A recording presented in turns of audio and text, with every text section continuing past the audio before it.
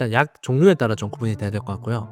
예를 들어서 단순히 수면 유도 효과를 주는 약들이나 멜라토닌이나 이런 거 복용하는 거는 큰 문제는 없고, 보통 불면증이 좀 심한 분들은 내가 잠을 잘 들게 만들 수 있는 능력을 좋게 해 주는 약은 아니에요. 먹으면 잠이 오게 하는 약이지만 잠들기 6-7시간 전에는 먹는 걸 끝마쳐야 된다. 그 안에 먹지는 마시라. 정상적인 피로와 병적인 피로를 구분하는 기준은 이런 이야기도 이제 "나 꼭 잠 자야 돼." 이럴수록 잠이 안 온다. 네. 네. 불면증에 빠지기 쉽다. 네 그 말씀해 주셨고 그럼 이제 일상적으로 이제 제 주변에도 이 불면증을 겪고 계신 분이 계신데 저도 깜짝 놀랐던 게 이제 수면 유도제 내지는 수면제를 이제 처방을 받으셔서 드시는 분도 있더라고요. 그래서 이제 그때 그걸 보면서 이제 잠이라는 게 정말 이렇게 큰 스트레스가 되고 정말 큰 문제가 될 수 있구나라는 걸 느꼈는데 불면증에 시달리시는 분들이 뭐 수면 유도제를 처방받는다거나 수면제를 이제 처방받아서 복용을 하는 거에 대해서는 어떻게 생각하세요? 물론 도움이 될 수는 있는데 일단 약 종류에 따라 좀 구분이 돼야 될 것 같고요.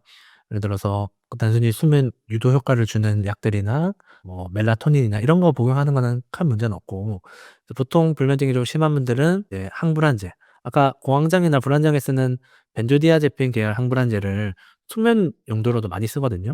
그런 약을 복용하시다거나 아니면은 졸비덱 같은 약들, 이런 것들도 좀 의존성이나 내성이 좀 강한 약들입니다. 이런 약들이 다 이제 향정신성 의약품으로 분류가 되고 의존성이나 내성에 대한 좀 주의가 필요하거든요. 그래서 '내가 내일 꼭 해야 될 일이 있는데 오늘 반드시 자야 돼.' 이러면은 먹으면 잠이 드니까 먹는 거 자체가 괜찮아요. 수면제가 내가 잠을 잘 들게 만들 수 있는 능력을 좋게 해 주는 약은 아니에요. 먹으면 잠이 오게 하는 약이지만 수면제를 복용 기간이 길어지면 길어질수록 수면제를 안 먹으면 잠을 더 못 자게 됩니다. 그래서 수면제는 수면으로 가는 다리 역할까지만 해야 된다. 수면제 먹으면 잠 잘 수 있어. 괜찮아. 이건 아니다. 그래서 아까 제가 말씀드린 이제 수면에 잘 들기 위한 수면 위생이라고 하거든요. 약간 빛 자극이나 인체 활동이나 낮에 운동하고 밤에 빛 자극 줄이고 이런 것들을 지키는 게 훨씬 더 중요하다. 그렇게 말씀드릴 것 같아요. 저희 이제 채널의 구독자분들께서 이제 먹는 거에 또 관심이 많으셔 가지고 네. 혹시 내가 불면증을 앓고 있다면 불면증에 좀 시달리고 있다면은 "이 음식을 좀 먹어라." 내지는 "이런 음식은 피하세요." 이런 걸 좀 꼽아 주시면 어떤 게 있을까요? 네. 일단 불면증 같은 경우는 어떤 음식을 먹어야 되냐도 좀 도움이 될 수 있는 것도 있지만 안 먹어야 되는 음식이 좀 더 명확해요. 그래서 잘 아시는 거는 이제 카페인 대표적으로. 커피뿐만 아니라 에너지 음료나 콜라, 홍차, 녹차, 초콜릿 이런 데도 다 카페인이 있습니다. 그래서 카페인은 그냥 아예 끊는 게 제일 좋다. 불면증이 있으신 분들이라면은. 먹는다고 하면은 이제 적어도 잠들기 6-7시간 전에는 먹는 걸 끝마쳐야 된다. 그 안에 먹지는 마시라. 그다음으로 이제 술, 술도 마찬가지죠. 술은 우리 먹으면 졸리게 만드는 거 아니야 하지만 사실은 깊은 수면을 방해해요, 수면은. 그리고 술 자체가 자율신경계 기능에 굉장히 안 좋기 때문에 술도 마찬가지로 안 좋고요. 그다음에 우리가 건강기능식품으로 흔히 많이 먹는 홍삼, 흑염소 이런 것들도 불면증에 좀 안 좋은 사람도 있습니다. 이런 것들은 사실 우리가 힘이 나게 하고 에너지 대사를 증진시키려는 목적으로 좀 복용하거든요. 실제로 이런 것들은 한약재로 옛날에 쓰기도 했는데 흑염소 같은 거는 홍삼은 인삼이랑 같은 거기 때문에 현재도 쓰고 있고, 몸이 축 처지고 늘어져 있고 에너지대가 저하가 된 사람한테는 도움이 되는데 과도한 각성 상태에 있거나 불면증에 있거나 이런 사람들한테는 오히려 악화시킬 수가 있어요. 그래서 이런 거를 드시려면은 한의사랑 한번 상담을 해 보시거나 아니면 내 몸에 맞는 다른 처방을 좀 받으시는 게 나을 것 같고요. 그리고 음식의 종류와 상관없이 아까 말씀드린 것처럼 저녁이나 야간에 먹는 거는 다 안 좋다. 야간에 배가 부를 정도로 드시는 거는 다 피하셔야 된다.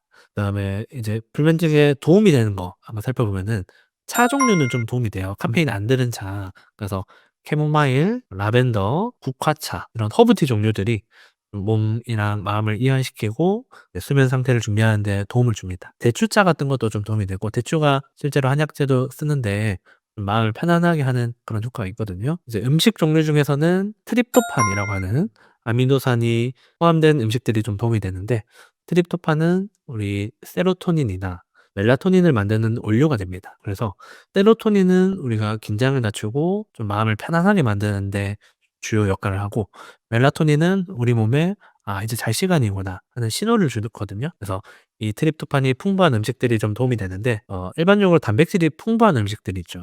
우유나 요거트나 달걀, 닭고기, 두부, 콩 이런 데 많이 들어 있어요. 그래서 이런 음식들을 저녁 너무 늦기 전에 따뜻한 우유 한 잔이랑 뭐 바나나 이런 것도 괜찮고 뭐 계란이나 이런 것들 좀 식사할 때 보태면은 좀 도움이 많이 됩니다. 그다음으로는 이제 마그네슘도 좀 도움이 되는데 마그네슘이 신경과 근육의 흥분을 좀 가라앉히는 역할을 하고 자율신경계를 이완시키는 데도 도움이 되거든요. 그래서 마그네슘이 포함된 시금치나 녹색 잎채소 같은 것들, 아몬드, 호두, 견과류 이런 것들 좀 드시면은 도움이 될 것 같습니다.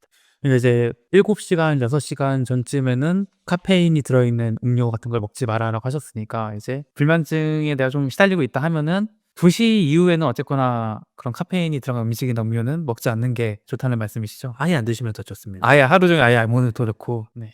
이거는 좀 이제 저도 많이 궁금했던 분야인데 네. 이제 만성 피로 증후군 여쭤보고 싶어요. 네. 사실 뭐 '피로하지 않은 현대인이 있을까?' 이런 생각도 있고 피로가 너무 당연시되니까 이게 만성 피로라는 게 뭐 너무 바쁘게 살고 열심히 살면은 일어나는 건데 이게 이제 증후군이라는 말이 붙은 거잖아요. 대체 이거는 그냥 필요한 것과 이 만성 피로 증후군 뭐가 다른 건지 네. 그거 좀 어떻게 다른 건가요? 네. 이것도 이제 명확한 기준이 있는데 피로 자체는 누구나 느낄 수 있는 거고 그 자체로 치료 대상은 아닙니다. 근데 일단 정상적인 피로와 병적인 피로를 구분하는 기준은 충분히 쉬었는데도 피곤하냐 이게 이제 기준이에요. 우리가 7시간 이상 충분히 잤는데도 피로가 안 풀린다 이러면은 뭔가 피로 회복 시스템에 어떤 문제가 생긴 거고요. 이런 병적인 피로가 6개월 이상 지속이 된다. 그리고 단순히 몸만 피곤한 게 아니라 머리에 좀 안개가 낀 것 같이 기억력, 집중력이 떨어지는 현상, 아니면 뭐 신체 근육통, 이런 전신 증상이 동반될 때, 그리고 이런 것들 때문에 일상생활이나 뭐 사회적, 직업적으로 지장을 받을 때 만성 피로 증후군으로 진단을 하게 됩니다. 이런 진단 기준이 있어요. 그 피로한 상태라는 게 이제 '날마다 상쾌해야 되는 건가?' 이 생각도 좀 들기도 하고 뭐 내가 회사에 일하고 퇴근하고 뭐 좀 잠자고 나면은 늦게 잘 수도 있고 뭐 유튜브 보다가 늦게 잘 수도 있고 여러 가지 상황이 맞물리면서 늘 아침마다 피곤하고 힘든데 그럼 이 상태가 지금 내가 만성 피로 증후군이고 이걸 내가 뭔가 의료적인 접근으로 치료를 해야 되는 상황인가? 이런 것들은 좀 어떻게 구분이 되나요? 그래서 아까 말씀드린 것처럼 내가 막 잠을 하루에 4-5 시간밖에 안 잔다. 근데 피곤해요. 그래서 왔으면은 뭐 치료도 도움은 되겠지만 일단 잠 시간도 확보하셔야 돼요. 그거는 도와줄 수 있는 방법이 없어요. 라고 말씀드립니다. 그거는 애초에 지속 가능한 상태가 아니거든요. 우리가 이제 일을 열심히 할 때 뭐 사업이 잘 되고 이럴 때는 뭐 잠도 줄여가면서 할 수 있지만 당장 잘하는 것도 중요하지만 중요한 건 지속 가능성이잖아요. 우리 수면 상태가 일단 6시간 미만으로 가면은 계속 우리 체력이 깎아먹고 있다고 봐야지 돼요. 당장 뭐 하루 이틀은 버틸 수 있겠지만 6시간, 7시간 이상 충분한 수면을 못 취하고 있다. 그리고 막 수면이 불규칙하다 이러면은 일단 이것부터 바로잡아야지 되고 충분한 수면이나 휴식을 취하고 있는데도 필요하다. 이러면은 이제 치료의 대상이 됩니다.